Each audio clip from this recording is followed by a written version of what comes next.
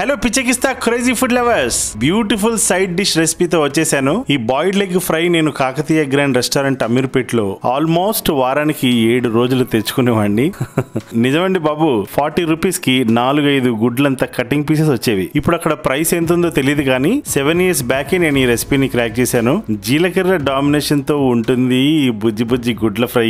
మీరు చేసుకోవాల్సిందే. పదండి రెసిపీ చూసేద్దాం. 7 గుడ్లు తీసుకున్నాను. 7 ఎందుకని అడగండి, యాక్చువల్లీ అందులో ఫ్లవర్ లాగా కనిపిస్తుంది కదా అని అందుకే 7 వేసాను. ఏడ్చినట్టుంది అనుకోకండి.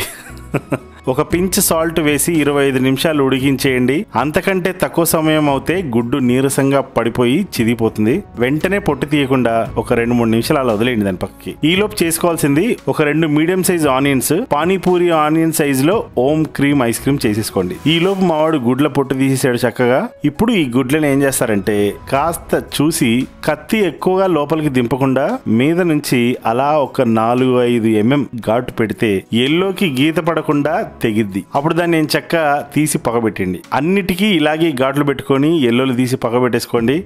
ఇలా చూసారా, ఏక్ మార్ చార్ తుకుడా అన్నట్లు, అది యాక్చువల్ దోతుకుడా.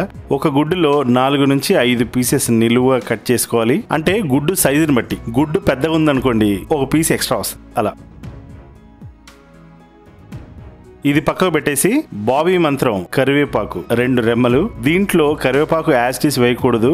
ఒక 20-30 ఆకులు ఇలా చేతిలో పట్టేసుకొని ఇలా 2-3 కత్తెరలు ఇచ్చేయండి, చిన్నగా ఉంటాయి. ఇది పక్కకు పెట్టేసుకొని కొత్తిమీర ఒక చిన్న కప్ అంతా, అవి కూడా చిన్న సైజు కటింగ్ చేసేసుకొని పక్క పెట్టేసుకోండి. ఇప్పుడు స్టవ్ మీద ఒక ప్యాన్ పెట్టేసుకొని అందులో 3 టేబుల్ స్పూన్స్ అంత ఆయిల్ వేసి, ఆయిల్ హీట్ అయ్యాక ఆనియన్స్ వేసేయాలి.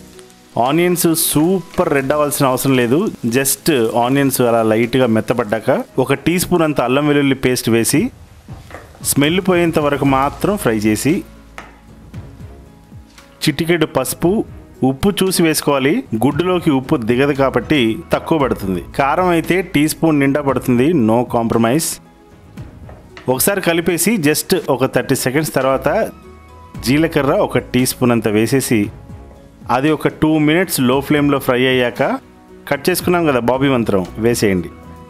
కరివేపాకు వేసిన తర్వాత ఇప్పుడు గుడ్లు ముక్కలు చేసాం కదా అవన్నీ ఇందులో పుట్టింగ్. బాల్స్ని వేయద్దు, ఫస్ట్ బ్యాటింగ్ ఫస్ట్. నేను చిన్నప్పటి నుంచి అంతే, టాస్ వేసి అవతల టీం గెలిస్తే బ్యాటింగ్ వాళ్ళు తీసుకుంటారు కదా, అందుకే ఏదో ఒక సాకు చెప్పి బ్యాటింగ్ ముందు మనదై ఉండాలని తొండి చేస్తాను. బ్యాట్లు వేసి ఫ్రై చేశాక అప్పుడు బాల్స్ వేయాలి. అప్పుడే చిరిగిపోకుండా నైస్గా వస్తాయి. That is all about matter.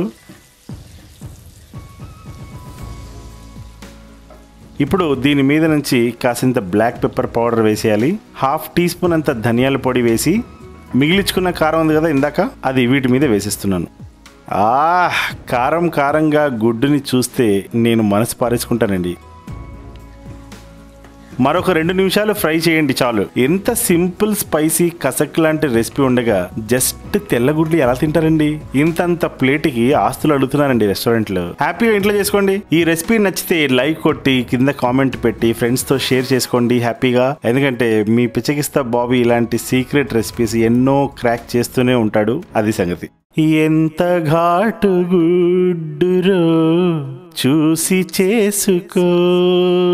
Recipe మీరు కూడా చేసుకొని ఒక మంచి పిక్ తీసి ఇన్స్టాగ్రామ్ లో పిచెకిస్తా బాబీని ట్యాగ్ చేసి పోస్ట్ చేసేయండి. ఇంతకీ పిచెకిస్తా బాబీ కనిపిస్తూ చేసే ఛానల్ ని సబ్స్క్రైబ్ చేసుకున్నారా? నేను అక్కడ ఉన్నాను, మరి లింక్ కింద డిస్క్రిప్షన్ లో ఉంటుంది, లేదంటే ఇదిగోండి ఈ పక్కన పెట్టాను లింక్. సబ్స్క్రైబ్ చేసుకోండి. I love you all. ఉంటానండి, బాయ్.